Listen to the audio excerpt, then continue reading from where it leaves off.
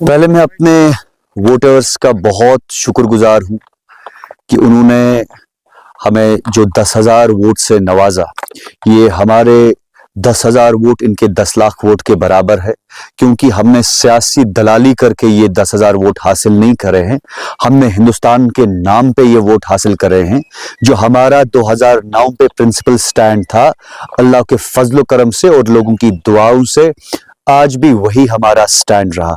हमारा मौक़िफ़ कहीं चेंज नहीं हुआ। ये आपको भी मालूम है, यहाँ की आवाम को भी मालूम है। और जिस तरीके से लोगों ने प्यार दिया, इन्होंने ये साबित करके दिखाया कि ये जो लोग पार्लियामेंट में 45,000 वोट लिए थे लंगेट कॉन्स्टिट्यूएंसी से, 40,000 वोट लिए थे, इन 10,000 वोटों ने इनको 25,000 पे समेट कर लाया। ये बहुत बड़ी कामयाबी है।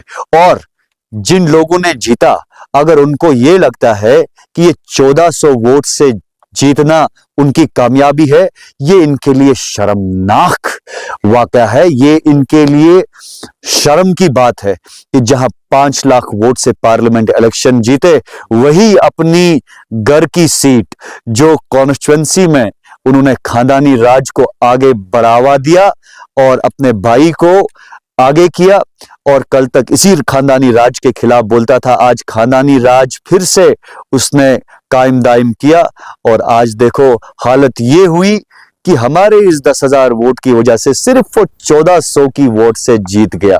ये यहाँ के लोगों को समझने की जरूरत है।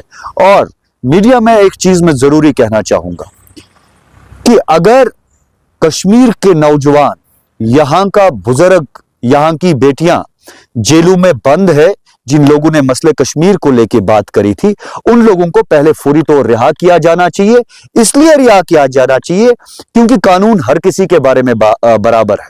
अगर रशीद इंजीनियर को गवर्नमेंट ऑफ इंडिया मसले कश्मीर को लेके बात करने दी जा रही है, तो उन लोगों की क्या कसूर है, उन लोगों का क्या कसूर है जिनने अभी तक मसले कश्मीर को लेके 6-6 साल 7-7 साल जेल काटा? आप ही लोग मुझे बताइए।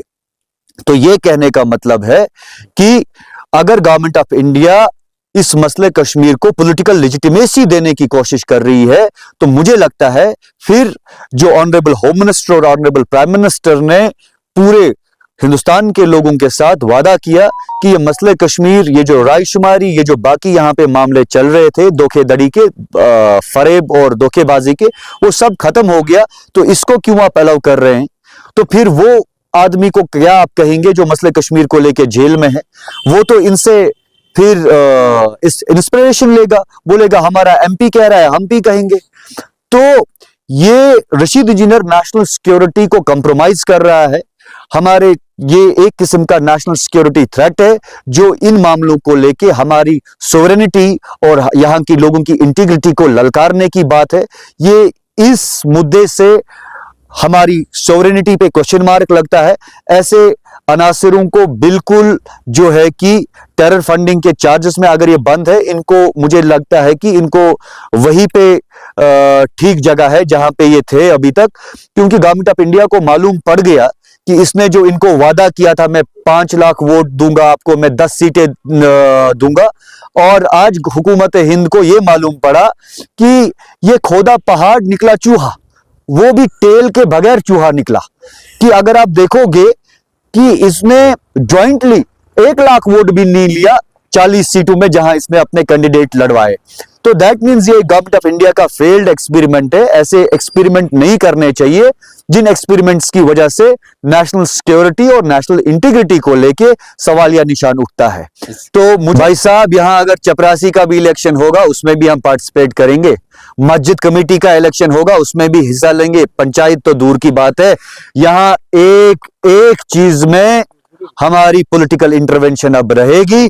हम हर चीज में हिस्सा लेंगे, और इंशाअल्लाह ताला जिस तरीके से आज इनको धूल चटाई, आगे भी धूल चटाते रहे।